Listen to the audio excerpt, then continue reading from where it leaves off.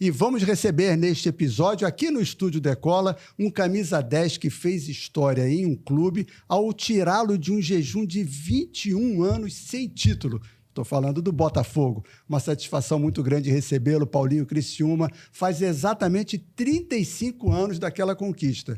Qual a primeira lembrança que te vem à mente? Emoção.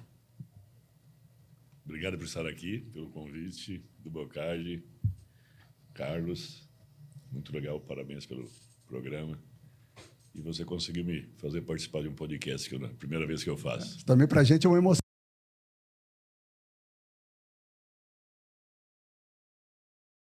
Acabado tudo. Que era o reinício de uma grande festa. Jamais imaginaria que ficaria na história nós, o grupo, como ficou. Depois de 35 anos, a gente está se reunindo ainda até hoje, trocando mensagens, telefonemas, o grupo, eu falo, e a torcida do Botafogo não esquece 89, né? E nos dá muito atenção, muito carinho, e eu jamais imaginaria que 35 anos depois eu estaria no Rio de Janeiro com você, que cobria o Botafogo, né, Carlos? E falando do título, e parece que é uma coisa tão recente, né? Parece que foi ontem. E é engraçado que a gente está falando de um campeonato estadual, né? Que hoje em dia já não tem tanta força, né? E é engraçado que até hoje, 35 anos depois, ainda está reverberando, né? Esse campeonato que é estadual e que antigamente a gente dava muito valor a isso. Exatamente. Né? O campeonato estadual naquela época era muito valorizado, né? Hoje se apequenou, né? No Brasil todo, eu diria. Mas até hoje se falam, comentam, vivem, festejam como se fosse um título de campeonato brasileiro, né? E na época era, né? É, a rivalidade era muito forte. Muito forte. Ganhar isso em cima do Flamengo, que inclusive é meu time, deve ter tido um gostinho mais especial. O Flamengo é o time de maior torcida, o time que tem um espaço muito grande pelo tamanho que é, pela torcida que é, pelos craques que criou e pelos títulos que tem. Então, ganhar em cima do Flamengo, não tenha dúvida que é especial, sim. Né, Boccagi? Deve ser. O Castor, assim, eu não sabia que ele sabia tudo que acontecia em Bangu, sabe? Quem que falava para ele, eu não faço a mínima ideia. Mas teve um jogo, Botafogo e Bangu e Náutico, em Moça Bonita. Bangu é o lugar mais quente do Rio, né? Pô, tava um sol, mais de 40 graus, eu acho. Aí jogamos contra o Náutico, empatamos 0-0, eu acho. Eu não joguei nada.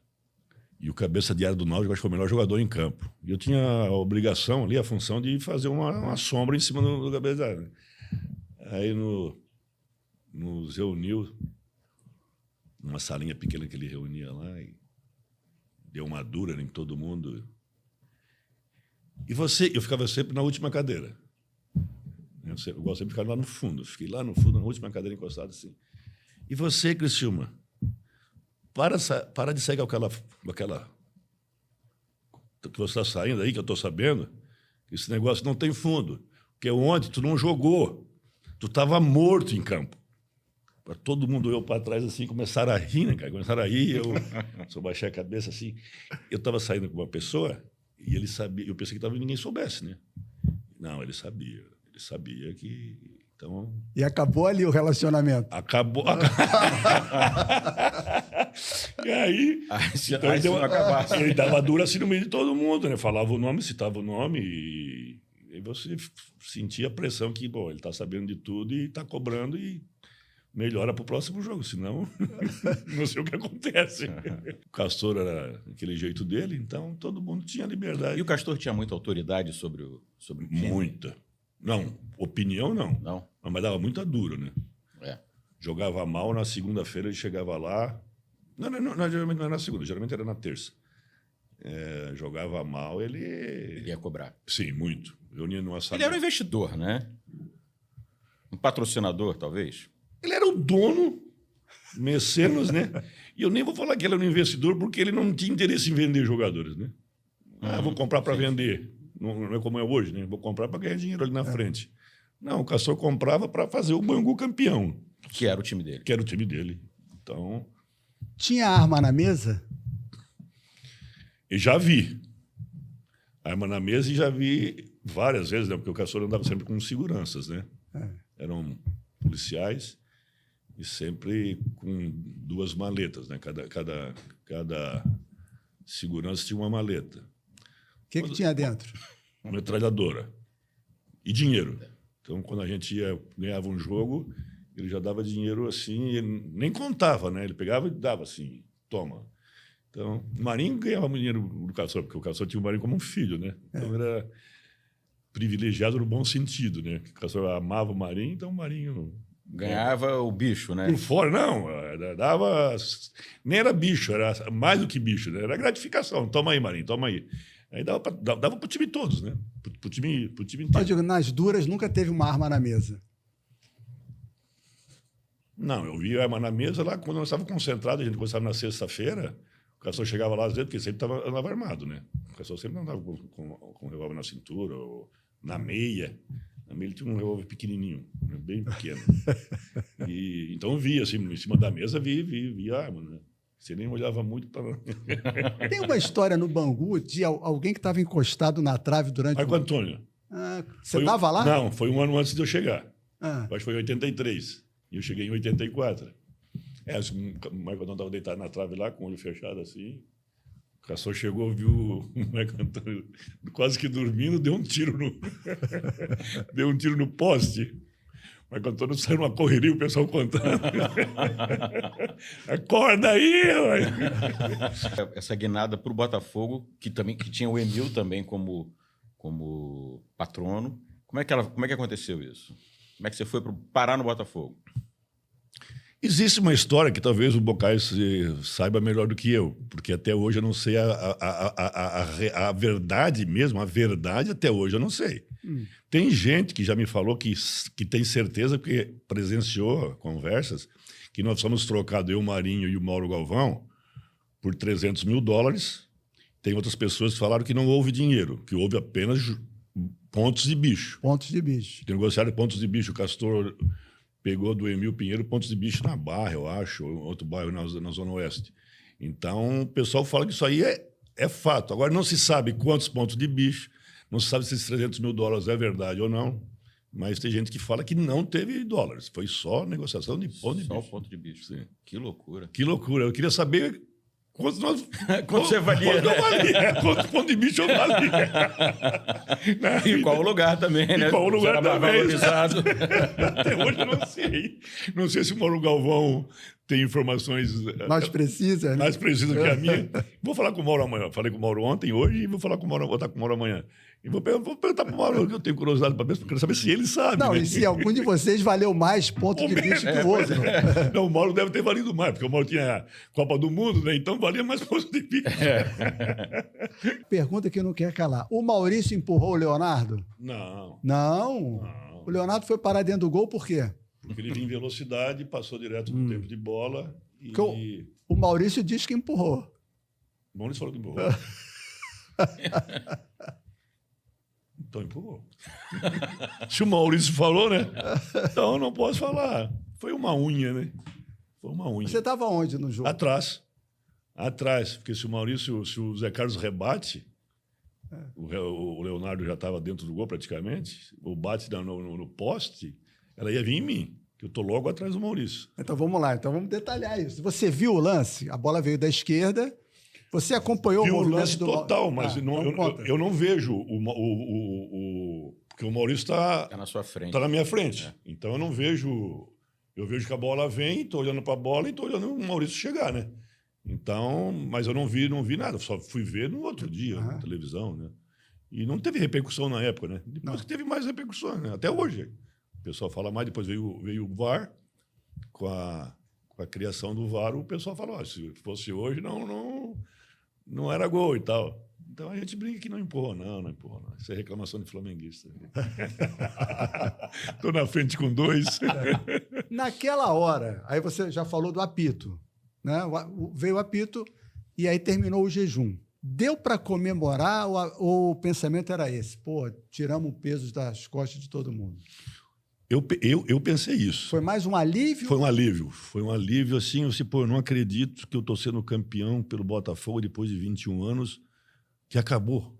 Né? Porque se pegar a foto, eu estou ajoelhado no meio campo quando o juiz coisa, eu sofro coisa e já vou e já me ajoelho e agradeço porque falei, puxa, acabou tudo, acabou a cobrança, acabou. Vamos voltar nesse campeonato. O Botafogo ele ganhou de um time. O Botafogo era um timaço, né, nessa época. Era Mauro Galvão, Ricardo Cruz, Josimar. Gotardo, Josimar. Tá? Só jogadorzaço, né? Maurício lá na frente, você. Carlos Alberto, Carlos Luizinho. Alberto, Alberto Santos, né? Não. Mas o Flamengo também era um timaço, né? Uma seleção. Né? Era uma seleção, né? Jorginho, Aldair. Daquele time do Flamengo de 89 que fomos campeões contra o Flamengo, 5 foram campeões mundiais em 94. 5 anos de... Jorginho, Aldair, Leonardo. Zinho. Não, Jorginho, Aldair, Leonardo, Zinho, Bebeto. Era um timaço. Eu me deu um branco aqui agora. O Leonardo tinha estava um naquele jogo, Zico não. também, Não, que a gente Leonardo não pode... Lateral. Tava, né? Tava, exato. Leonardo tava. Tinha o Zico, né? Tinha o Zico. Que saiu um pouquinho antes da gente fazer o gol. Pois é. Como é que foram aqueles duelos? Não, pelo tamanho do Zico, pela estatura do Zico, pela referência do Zico, pelo jogador, pela pessoa que ele é. Enfim, eu sou fã incondicional, é um dos meus grandes ídolos, né? Você jogou com ele no Japão, né?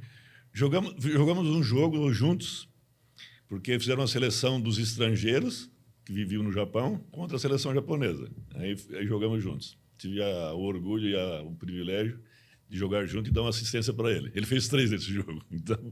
O Alcindo também já era desse time, não? Não, o Alcindo chegou depois. O time do Zico 1 ano depois. Eu vim embora e o Alcindo ficou. Então, voltando ao Zico, por tudo que ele significa, eu gostaria de ter ganho, de ter feito o gol com o Zico em campo, né? Mas não deu. Ele saiu antes. No caso, o gol do título, que foi do Maurício. Isso. Né?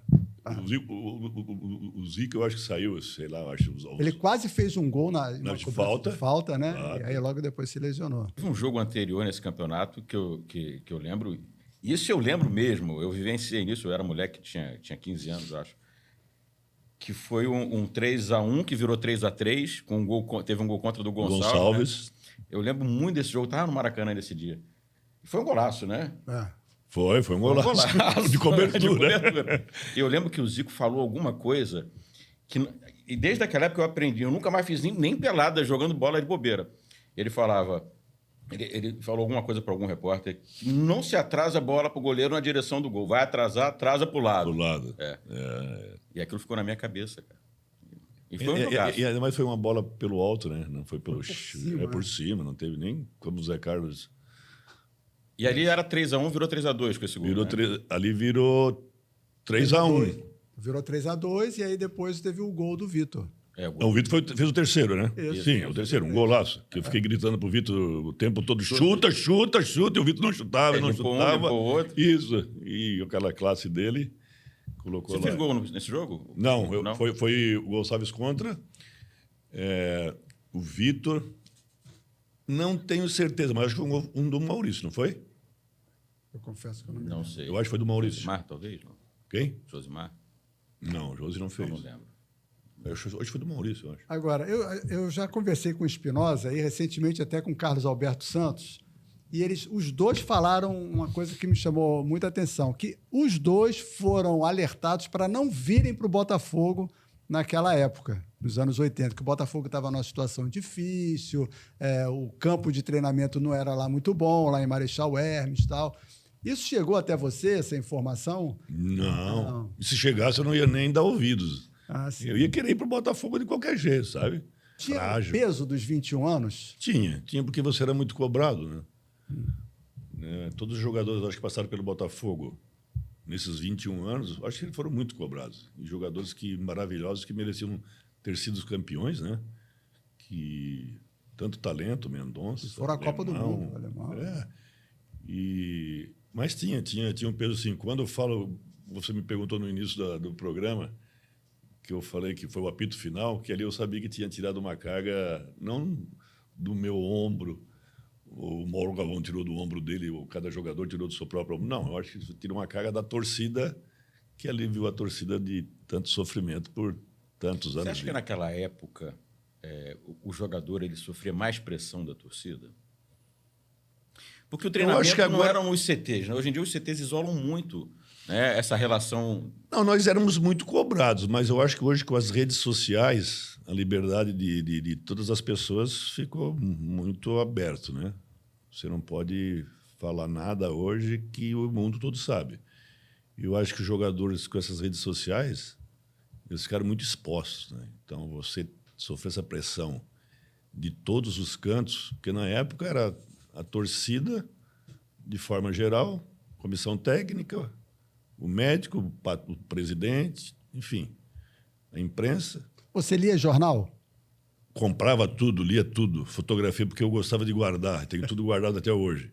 Então, quando a gente ganhava, tinha as fotografias e as reportagens, eu ia na banca e comprava Jornal dos Esportes, Jornal do Brasil.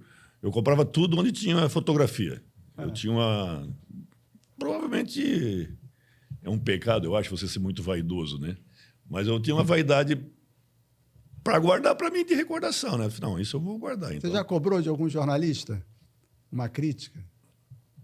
Alguém que tenha falado algo esquisito no rádio? Não, só uma... Fiquei 10 anos sem falar com mais de 10, fiquei 11, 12 anos sem falar com um repórter aqui do Rio de Janeiro. Porque... Não era bocagem, não, né? Não, aconteceu assim, o seu Emil me chamou para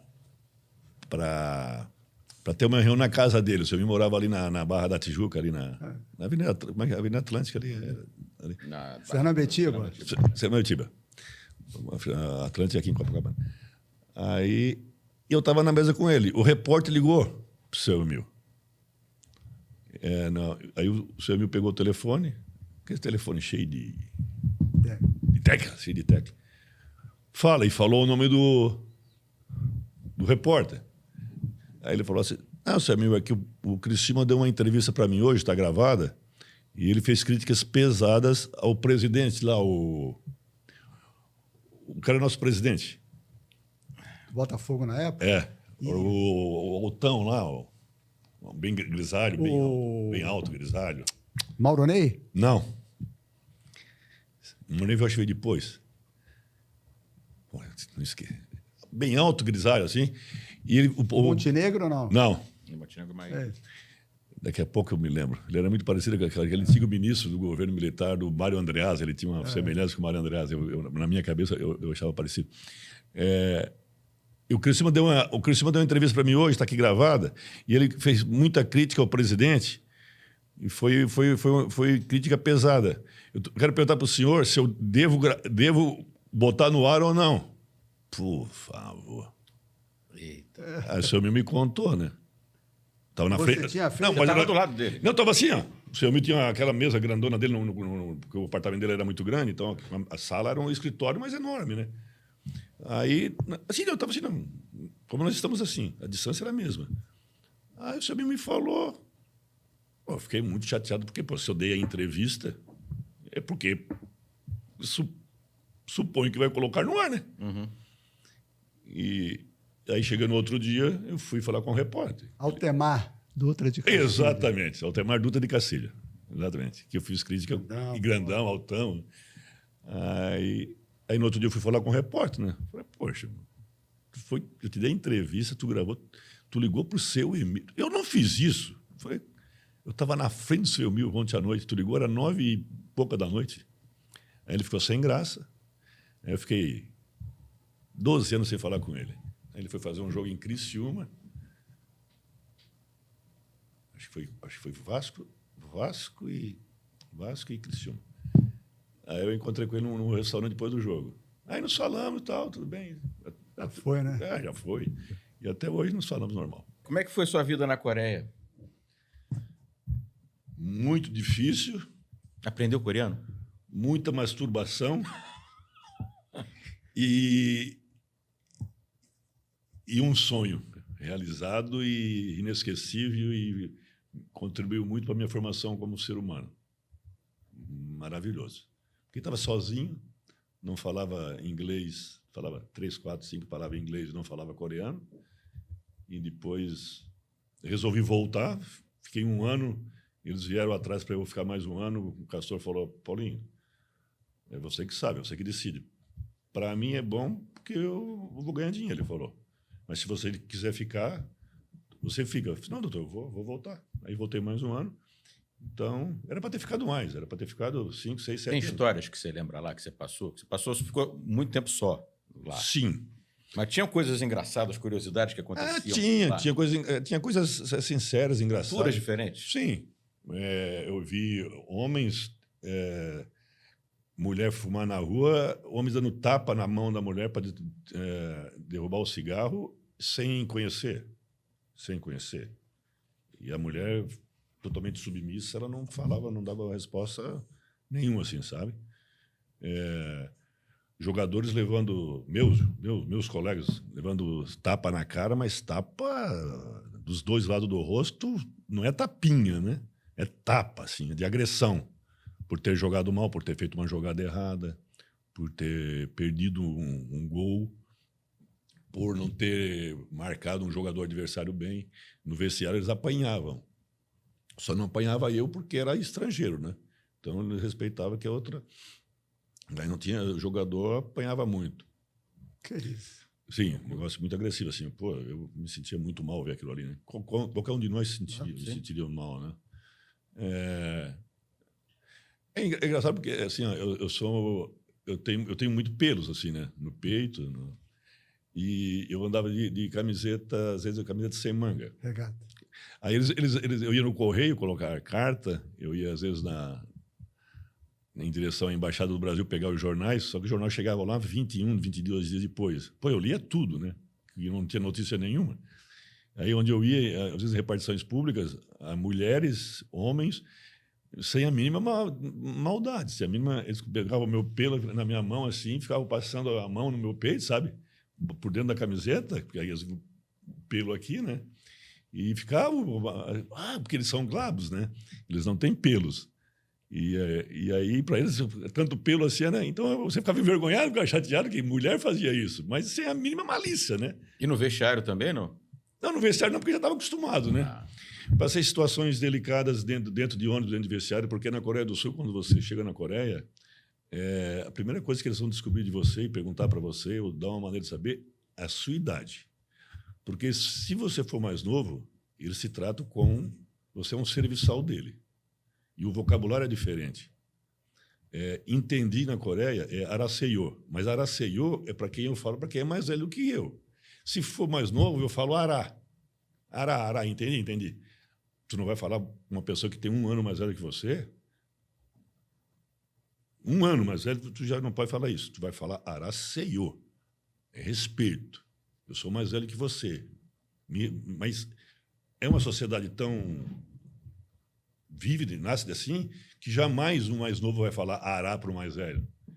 Sabe? Bom dia é 안녕하세요. 안녕하세요. 안녕하십니까? 감사합니다. 감사합니다. Obrigado. Você teve na Coreia? Tive 2 vezes. Na eu Copa? passei por essa situação. Passou? Passei. Eu tenho uma foto com 12 crianças do meu lado que os pais pediram para fazer a foto, só porque eu estava sem camisa. Ó. Aí foi juntando, não acreditei, não estava entendendo. Quando eu vi todo mundo fazendo foto por causa do pelo, Por causa do pelo. aí eu pedi, eu tenho essa foto. Ó, Eu que fiz com a legal. minha máquina. Que legal. Eles passam a mão no rosto, passam a mão no braço. Isso, passa a mão no Interessante. rosto, passa a mão no braço. Eu tinha barba também, né? Na época eu já tinha barba, no peito. Era um negócio para ele assim, né? Diferente. Curioso. E lá eu tive problema de relacionamento com... Não é de relacionamento, de ocasiões assim, porque teve uma vez que nós íamos num ônibus, nós fomos jogar, e estava voltando para Seul, e aí você fazia aquela botinha de esparadrapo, né? Para proteger.